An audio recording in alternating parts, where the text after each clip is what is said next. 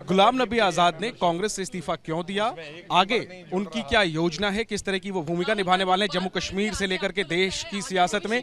आजाद साहब खास बातचीत करने के लिए मेरे साथ हैं। आजाद साहब, सर सफल हो, लेकिन राजनीति में दुआ नहीं चाहिए, दवा चाहिए। आजाद साहब, क्यों आपने कांग्रेस से इस्तीफा दिया और आगे देश की सियासत, जम्मू कश्मीर की सियासत में आपकी क्या भूमिका रहने वाली है, विस्तार से बताएं।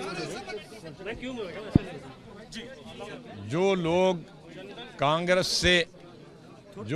कांग्रेस से तंग आके दूसरी पार्टियों में जा रहे हैं, कोई बीजेपी में जा रहा है, कोई टीएमसी में जा रहा है, कोई और रीजनल पार्टी में जा रहा है, क्योंकि बहुत सारे कांग्रेस की वर्किंग से, कांग्रेस के वर्किंग स्टाइल से तंग आ गए हैं, इसीलिए उधर भाग रहे हैं।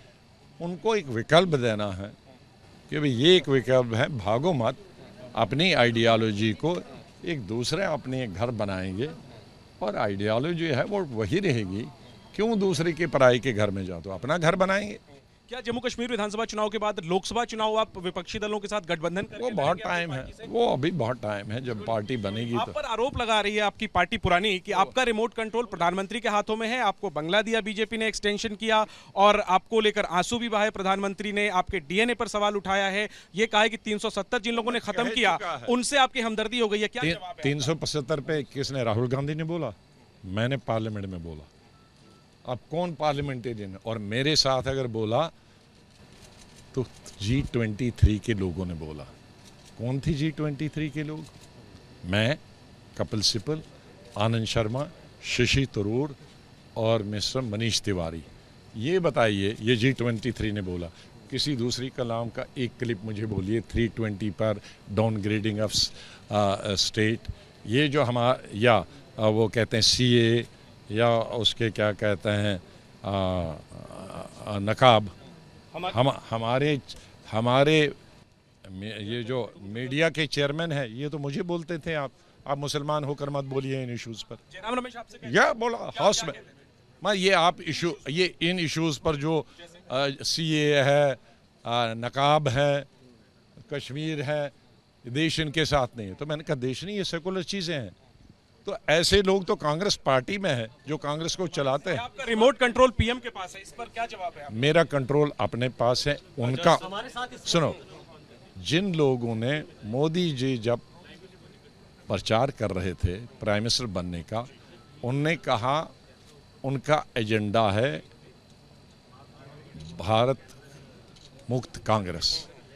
जो भारत मुक्त कांग्रेस की तरफ एट द हेलम अफेयर्स उनका एजेंडा पूरा कर रहे हैं, वो मोदी से मिले हैं, मैं थोड़ी मिला हूं। क्या भविष्य देखते हैं आप कांग्रेस का और राहुल गांधी का? क्या भविष्य आप देखते हैं और राहुल गांधी का क्या भविष्य देखते हैं? अरे मैं, वो Rahul Gandhi is an individual, मैं कांग्रेस की बात कर रही हूँ। कांग्रेस का क्या भविष्य देखते हैं? मैं कांग्रेस को I always wish them well. Azad साहब इस्तीफे के बाद पहली बार मीडिया से मुखातिब है, जाहिर सी बात है हर कोई उनसे सवाल पूछना चाहता है। ABP न्यूज से खास बात करते हुए उन्होंने दो बड़ी बातें कही हैं।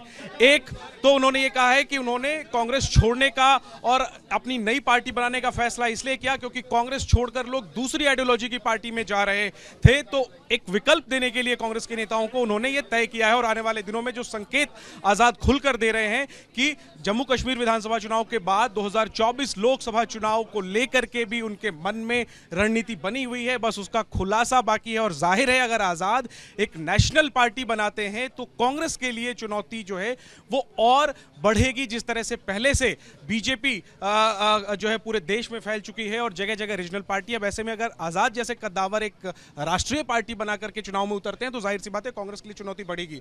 और कांग्रेस की तरफ से जो हमला किया जा रहा है आजाद पर इस्तीफे के बाद से कि उनका रिमोट कंट्रोल PM के पास है, उनके डीएनए पर सवाल उठाए गए हैं, इन सबका जवाब देते हुए आजाद ने तो ये कहा ही कि उनका रिमोट कंट्रोल उन्हीं के पास है।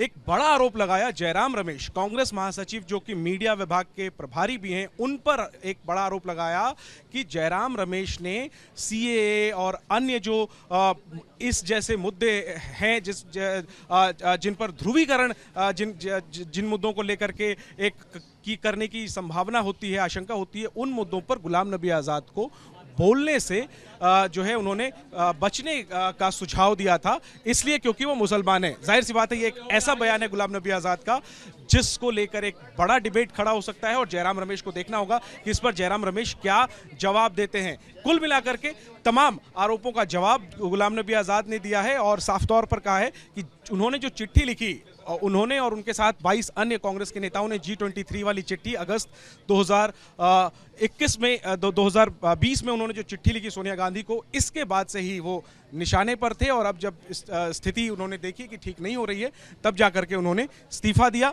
बड़ी बात, साफ तौर पर राष्ट्रीय पार्टी बनाकर लोकसभा चुनाव लड़ने का संकेत दे रहे हैं और उससे पहले जम्मू कश्मीर विधानसभा चुनाव।